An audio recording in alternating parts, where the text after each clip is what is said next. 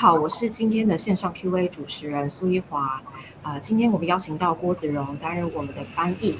那我们非常荣幸邀请到入选今年国际新导演竞赛的影片《性爱响宴》的导演提姆莱昂德克，欢迎他。Okay, hello, my name is Stephanie. I'm the host of the Q&A today and also the interpreter, me, Brian here. And then today we're very honored to be able to invite the director from the film Feast, Tim Leyendecker, to be here with us to answer some of the questions. So first, let's invite Tim. Hi, well, thank you everybody from the festival for inviting Feast, the film. I'm incredibly proud and happy that it has its Asian premiere at the Taipei Film Festival. And yeah, I'm happy to discuss the film. It's my feature debut, so it's nice to be able to share it with a lot of people. 那谢谢大家，我也非常谢谢台北电影节邀请了我这部片来到这个单元里。那我很高兴呢，今天可以跟大家来讨论我的片子，尤其是我的电影呢是在亚洲做了一个首映这样子。那这也同时是我的首部剧情长片。那我觉得这个机会相当的好，可以让我呢跟所有的观众分享我的想法。这部影片是起源于2007年的一个荷兰社会事件，就是新闻称作 Groningen 的艾滋病毒事件。那当初你听到这个社会事件的第一个反应是怎么样子？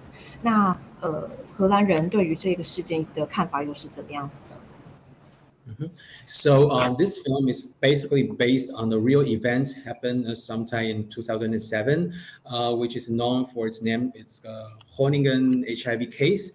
So when this incident first happened, what's your first reaction? And also, what's the first reaction of the Dutch public at the time? Yeah. So well, I think what I shared with the Dutch audience is that I was very shocked by these events. It sounded like something that was so pure evil that it was really hard to think about it in a subtle way. I mean, what these three men were, they're not yet convicted of, but what they were, what they did was really horrendous. So this was something that I shared, and also in the Dutch newspapers, the way it was talked about was in a very shocked way.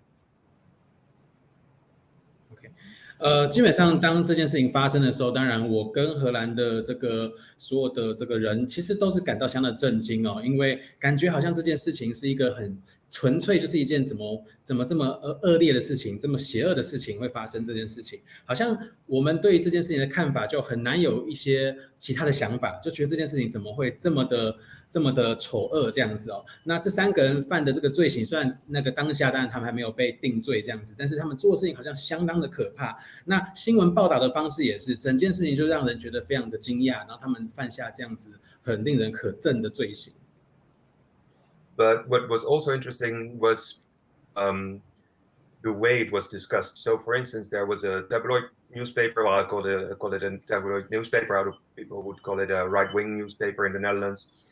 And they had these headlines saying HIV monsters, which was really big to have that as a headline, I think. And what struck me was in other the days that followed, I read more about these happenings, but also about the alleged perpetrators. And what struck me was something very simple, namely that these three guys had jobs. You know, the one was a nurse, the other one was an energy, he was an accountant, you could say, and the other one was a bartender. And so this whole concept, this idea of monsters, of HIV monsters, it doesn't really fit with the normality that the normal lives that they also led, which is in a way it's always an obvious thing that also perpetrators of really awful things have normal lives, but at the same time we tend to really simplify things, I think, to be able to judge and to give it a place in society. OK， 那但是我觉得很有趣的是当下呢，这样的报道呢，让我们其实好像是大家讨论这件事情的方式，尤其是在报道的我称之为小报的这一种媒体或是我们在荷兰当地其实叫他们是右翼的这个报道媒体这样子他们的标题呢其实就下得非常的耸动，就很单一化的直接标记他们就是一个 HIV 的恶魔这样子，他们就是让大家能够染病的这个 HIV 恶魔。那对我来讲呢，经过了这个事情的几天之后，我在想这件事情，而且我更了解到，报道越来越深入之后，我觉得让我觉得很撼动的，或是觉得很惊讶的事情是说，其实这些加害人他们本身也都是有一个很寻常的生活。例如，这是刚刚我们影片里的是3位人士其实一位他是护理人员，那一位呢他是在这个电力公司当这个类似书记或是类似这个记账的员这样子。那另外一位呢就是在酒吧里当做调酒师这样子。那他们其实都有。我们在一方面报道他们是一个 HIV 的这个恶魔之下，其实他们都有正常的生活。那我觉得这个落差还蛮有趣的，就是很难做这样的连接。虽然当然其实在很多犯罪事情上，很多的加害者其实他们也当然是都有一个正常的生活是没有错的，但是我觉得整件事情就是在媒体上呢好像过度了简化这件事情，就把他们只是很标记说他们就是 HIV 的大恶魔大罪犯这样子。那这个东西会在影响了我们对这件事情的判断，也对于他们的定位有一些过度简化的看法。那为什么就是这个特别的这个社会事件会让你想要创作这部电影《性爱响宴》呢？ Okay, so why this particular event lead you to making this film? So why chose this particular event? Is there any specific reasons? Or, So well, when I at the time when this case came out, I was reading a text by Plato, the Symposium or the Banquet, and this text deals with 7 monologues about eros, and eros was in that time interpreted as truth, love, beauty. And I was interested in what would happen if you would play something so beautiful, so these 7 monologues, if you would confront it with something so ugly as happened in Groningen, and what would be the space in between. Because the main take you can have from this text of Plato is, so you have, after 6 monologues, Socrates, he's like a host of the evening, and he says, well, everybody did a great job because there was 6 monologues that were really beautifully told, and he said, well, you really did your best trying to find this definition of eros, but in fact nobody was right, nobody got the truth, because in fact it's not possible to pin down a truth. The truth is always elliptical, so it's always moving, and I thought it would be interesting to take something that was so like in first if you first look at it, it's so just purely evil, let's say, and what would happen if you combine it with something so beautiful, and see if there's other positions possible. OK， 所以呢，基本上呢，这个新闻出来的时候呢，同时间我刚好正在阅读一个柏拉图的一个对话集那有些地方翻成会影片，或是有些地方翻成响宴这个对话集。那基本上我解释一下这个对话集这个对话集里其实是有7段独白，那有7个人在讨论或是试着想要定义什么是爱神这样子。那爱神在当时这个希腊时代当然是一个真理或是爱情或是美的化身这样子那这个时候我就在想说，如果呢那基本上这个对话是在讲一个非常美好的事情，我如果把这个这么发生这么丑恶的这个新闻事件跟这么美好的事情做一个连结，那到底能够产生怎样的激荡或是对话呢？那基本上呢，在这个柏拉图的这个作品里面呢，他其实刚刚讲有7个独白，那其实前面有6个人，他们各自抒发了自己对于爱神的看法跟意见。那最后压轴的呢是苏格拉底本人，他其实是这一场会谈的主持人。那苏格拉底呢，他说到说，其实你们6个人都讲得很棒，都把这个爱神定义得非常的好。但是呢，苏格拉底最后做的注解是，可是其实呢，我们没有人讲的是对的，因为真相或是真理本身其实是不可能被这么轻易的被定义，或是直接很明确这样讲出来的，因为真相本身是一直在浮动的它是一个一直会变的东西。那所以我就因为有这个读的这个作品，我就在想说，其实一开始这个报道呢，它是一个好像我们很明确的黑与白，它是纯粹的恶这样子。但是如果我跟这个文本这么漂亮的文本去做一个连结，是不是有可能在这之间找寻出一个新的可能性？那这部影片它的结构非常特别，跟传统的一般叙事的电影不太一样。那导演可以跟我们分享一下在编剧过程中有什么一个比较特别的思考方式吗？ Okay, so my other question is about the structure of the film as well. The structure of the film is not very conventional, okay, as we see as it's a narrative as well. So when doing the screenplay, did you what did you do to the screenplay? And then is the structure this kind of structure is what you thought of in the very first place? Yeah, well, it was always my idea to have several viewpoints on this case, and I used this text of Plato, the Banquet, as as a model for that. So, in a way, I approached it as 7 monologues on what truth can be and how we can look at truth.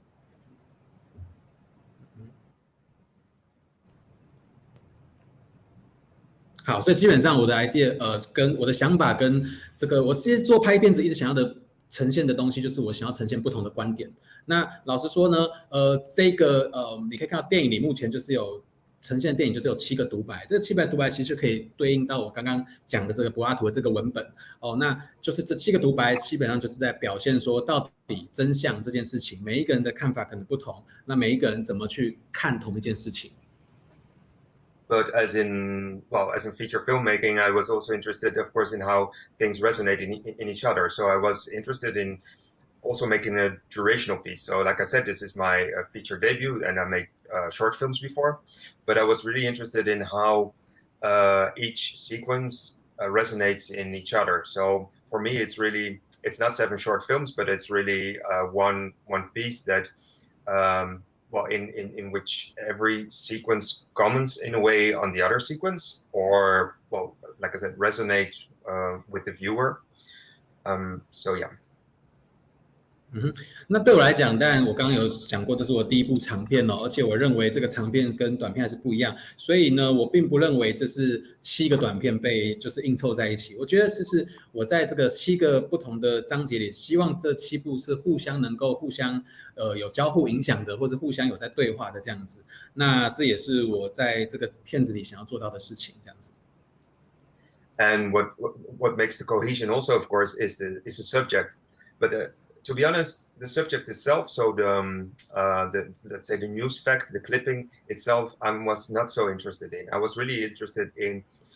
I really used this topic as a vehicle to talk about what truth is and how we can look at truth, and how we can zoom in and zoom out, and what it can mean for everybody. So in a way, this story also pieced it together or holds it together. But I also hope that it transcends the specific news item. 那基本上，当然这7部的共同的主题就是这个新闻的事件。但是我必须要强调说，其实在我对于新闻的本身是发生什么事情，我并不是非常感兴趣。我其实只是用了这个事件当做一个载具、一个载体主要我想传达的还是我刚刚讲的，到底什么是真相？那到底我们怎么看所谓的真相这件事情？那我们怎么样去看这个真相的细节，怎么样去宏观跟近看的这个整个真相的事情，跟到底真相本身对于每一个人的意义是什么，这些是我有兴趣的问题这样子。那所以故事本身只是把这些事情呢当做一个载体，把它串在一起而已这样子。对，就是针对这个部分，我想要问的更深入一些，就是像片中我们就看到很多场景的设计会让我想的更就是根据一些比较争议性的主题会让我想的更深更远。那令我非常惊艳的是，就是像片中会有很多，比如说像是那3个人的一个形而上的一个讨论，讨论关于什么是爱，还有另外一段是关于那个科学实验室里面病毒的测验等等的。那这么许许多多不同的一个形式的表现方式，是怎么样把这些影片给整合在这一部电影当中？Okay, so this leads to me another question as well. Some of the sequence I find it very special and very different. For example, the second segment where we have 3 men sitting down talking about what love is. And also another sequence that I find a bit surprising is the biologist talking about the virus. So what did you do to try to combine such different elements into one film? As different segments obviously have different forms. Did you do anything to try to make them more cohesive, or did you try to make them to piece them together? Yeah, I think by one very simple way is, I think by putting them together, it also it also means that they are together because I decided to put them together. So it's, I think, something that you, as a viewer, you accept it also as a coherent thing, maybe. But so just the fact that it is together, I think this leads to coherence. But coherence is not it's not the only important thing. I think it's also diversity in a way. I think it's also important.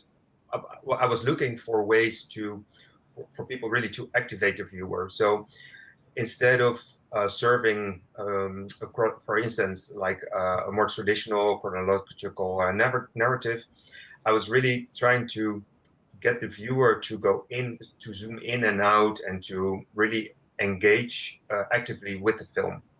Also, I'm not against people not getting everything of the film. You know, like you referred to the second piece, the second sequence, which is very based on language. It's very talkative. But what I hope is that people are not just that they don't feel the pressure to follow what's happening on screen, but also really reading a book. You know, hearing it and seeing what it means to them personally. And so that's also what I mean with zooming in and out. For me, it's not necessary to like have this 90 minutes or 85 minutes of like one full track that you have to follow. But really, I'm really interested in how you can move in and out and still have the feeling that you're part of this way of storytelling, part of this what is on screen. Mm-hmm. 好，那基本上某个程度上，我把这7个片段放在一起，基本上观众也只能接受我的决定。那这就是一个既成的事实，所以当然你就会觉得说它必须在同一个片子里这样子。但是呢，我觉得其实有时候我也没有要追求说这个7部片里面要有一个一致性。事实上，我喜欢的是这7个它的呈现这个不同的分层不同的感觉这样子。那当我在做这部片子的时候，其实我是想要找到方式能够跳脱出传统的这个线性的叙事。那我其实是希望这个我的观者呢能够很自由的在这么多事实间能够去穿梭这样子，然后他们觉得他们有身处在这个环境里面，有去了解到这件事情。所以有时候我并不反对说观众并不了解全部的内容这样子，我觉得其实不了解全部是 OK 的。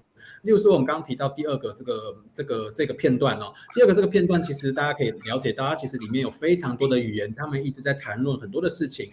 那其实我真心的希望倒不是要给观众压力，我希望观众在看这一段的时候其实是没有压力的，他们能够呢很自由的像我刚刚讲在穿梭在所有的这个片段之间，他们不用一定要很线性的说好像从头到尾去follow 到整件事情是怎么样这样子。那我希望给观众这一份自由这样子，然后这就是我的一个想法这样子。对。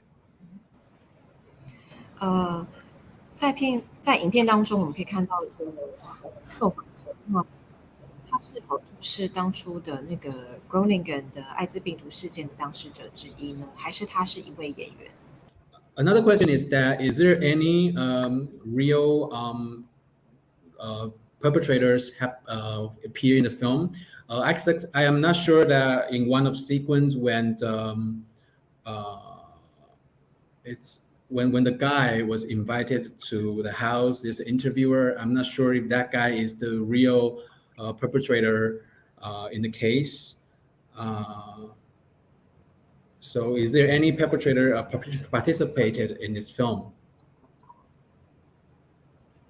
Yeah. So, well, everybody has seen the film once they see this conversation, I am guessing, and so I'm happy to talk about it. I mean, for me, it's not a game of what is well, in a way, it is a game with what is real and what isn't real, but it's all in the film. So for me to say, this thing was real and this one thing was not real, is really part of what I just talked about, like that I really want to activate the viewer to find out for themselves, and also to maybe in the end realize that it's maybe not always so relevant to know what is true in order to shape an idea of something. So the more abstract part that you see, it's the hands of one of the perpetrators really zoomed in, and this is one of the convicted people. The sequence that's after that's actually it's a Dutch writer, quite a famous writer, Oscar van den Boogaard, and so he's not an actor, but I think he's a very good actor, but it's not his profession, and so we just talked about his role. We didn't script anything. We improvised on this character of my interpretation of what this character of Peter would be. And we shot it in a house that's very similar to where the real Peter lived, so he really incorporated that into his role. But if you look very closely, you also see that actually I reveal in the film that it is an actor, because it would have been really harsh to film someone and cover his face and then reveal someone that would be not like way of good of using good journalism, let's say. But also I wanted to also talk about this idea of what's your role as a filmmaker or as a journalist. What do you show and what do you hide in order to make your own story? 好，那基本上我觉得，当然这个故事，每个人可能都会问类似的问题啦，就是说，这个哪个是真的，哪是假的？那我本来其实没有想要，落入说好像什么是真的，什么是假的这个游戏里。但当然，你也可以说整个东西也算是个游戏，就是真的是有些东西是真的，有些是假的这样子哦。但是我重点其实还是放在说，我觉得说到底观众能不能够被启发这件事情，也就是说自己去找属于自己的真相。因为对我来讲，有时候真相不见得是最重要的，而是到底什么是真的，什么是假的，不是一定是最重要的，而是说你怎么样去理解跟消化对你而言的这个真实这样子。那回答你的问题呢，基本上呢，这个你问的前面的那一段，我们看到有一段它是一个非常抽象的都是看不清楚的东西，然后再访问这个主要是汉斯这个角色，就是问他的想法。那这一个讲话的人是真正的汉斯，也就是说当初这个加害者之一这样子那一段是真的。那后面那一段就是你问到说到了这个 Peter 家里，然后再访问这个 Peter， 那这个其实本身他不是 Peter 本人那他是一个其实是荷兰当地还蛮有名的是一个作家，这样叫 Oscar 这样子。那他基本上，当然我后来发现他也是演得蛮好，虽然他的本业不是演戏这样子。那我们当初做的就是说我有一些想法，然后我们在这个之中，他即兴产生了一些对话这样子。那我们想象说 Peter 可能会讲什么话，那我们也把它放在一个实际上跟 Peter 的家有一点点像的一个公寓里，在这里做拍摄这样子。那你也看到在这个场景设计，他其实一开始是看不到他的脸的，然后最后慢慢的到最后我们才看到他的脸这样子。那所以说我觉得对我来讲也是想要呈现这件事情，有时候到底所谓记者或是其他人的角色是什么，到底这个所谓这个角色是指说我们到底有时候呈现多少真实给人家看，我们到底想要什么东西是想要让给人家看的，什么东西想要隐藏起来的，那这个东西其实有时候也是在每一个人的这个拿捏跟控制之中这样子。影片中总共有7段篇章式的影片。那据我了解，就是你是跟7位不同的摄影师合作，那你为什么会想要做这样子的安排呢？ Okay, so from what we studied, that the film has 7 sequences, like we said, and then these sequences are made with 7 different cinematographer or DOP. So why this special decision? Yeah, it was actually very literal that I wanted to, like the monologues in Plato's Symposium. Those are 7 views of looking at this case, or looking at a phenomenon, like in this case Eros, but in the film it's this Honorar case, and I really wanted to have like 7 sets of eyes looking at this case literally, and to see what that would bring to the film. And no, and I think of course I talked with some people about this, and also with DOPs who said, well, but I can have 7 looks, and we can do it in 7 different ways. But I was really like, no, I really want to work with 7 people, and also to have these collaborations, and to negotiate 7 times what this film is about with that specific person, and with the crew that she or he's bringing. Okay. 那当然，这个跟我刚刚讲的，跟这个我的灵感来源，这个柏拉图的这个篇章是蛮有关系的。因为当初这个篇章就是有7个不同的独白，那也代表着7个不同的对一件事情的看法。那当然，在那个文学的作品里是对爱神的看法，那在今天这个作品里是对一个社会事件的看法，这样子。那所以当然，我很自然的，我觉得我就会很想要有7组不同的眼睛来看这件事情哦。到底7组不同的眼睛能够对同一个事情呢，对这个电影带来什么不同的影响？那当然啦，有些人也有之前有建议我说，其实你可以用7种不同的拍法，或是7种不同的叙事方式来讲。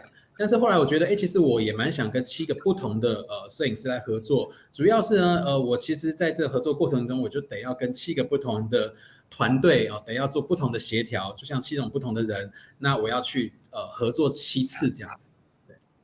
那最后一个问题想要请教导演，就是我们在每一段之间都会看到一位男子他失去意识，躺在一个公共的空间，不管是公园的长椅上，或是路上。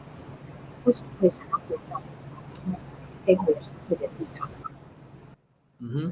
？So my last question would be the significance of the unconscious man lying, sometimes on the park, on the beach, and we saw these men's footage happen in between each sequence. So why this arrangement? Yeah.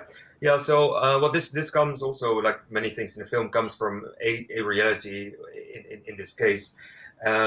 So one of the people that were one of the plaintiffs who filed also complaint, one of the 14 people who filed a complaint against these 3 men, he said that at a certain point he was, so he went to one of these parties, and then something happened and he didn't really remember what, and then he would wake up like the person in the last sequence that you really see laying on the beach, and not that he was not just put on the beach like this, but he was also put on a towel, and he was there like he is in the film, more or less. And I read more about this idea that so these 3 people they had these parties, but it was just sometimes during the week, and they had to work the next day, and it was very banal. So they would just have these people unconscious in their homes, and they wanted to get rid of these people, but these people were not really able to get back home by themselves. So sometimes they would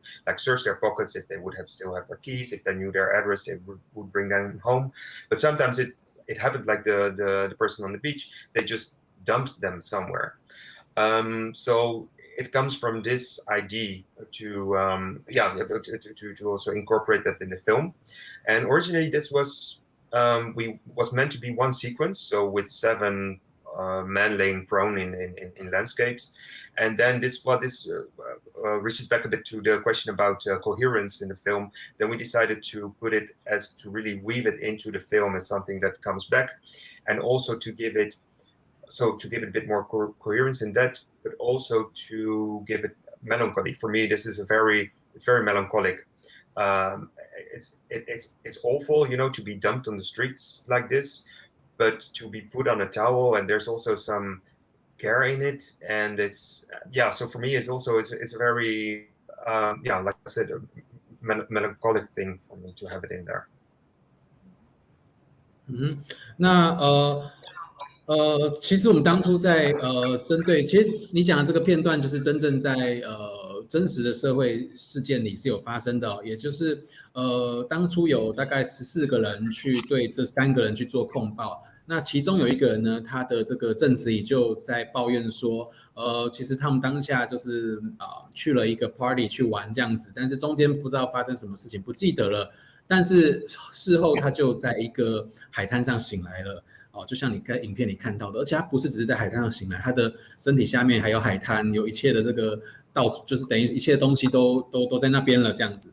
那所以我就想到这个问题是，其实这3个人就像我们刚刚讲，他平常都有自己的工作，那他们其实都过着非常平凡无奇的生活，但是办完这个 party 之后呢，产生了这些无意识的人，他们只想着要赶快隔天要去上班，怎么样把这些人把它处理掉这样子。所以因为这些人已经还是无意识中不能自己回家，所以呢有些时候他们就得要在他们口袋里去找钥匙，如果找得到的话可能就送他们回家，有时候如果找不到他们又得要去上班，就只能强迫把他们丢在某个地方这样子。所以我的灵感本来是来自于这里。那我们本来想说就是说我们是拍，事实上我们拍的时候是把它当作是一个段落这样拍，那只是后来在剪接的时候，我们觉得说一方面回到刚刚讲的一致性的问题那可能我们决定说把它分散在这个不同的段落之间，我们更有这样好像把不同的段落把它组织在一起编织在一起的感觉这样子那对我们来讲其实这也是一个蛮悲哀的事情，就好像说他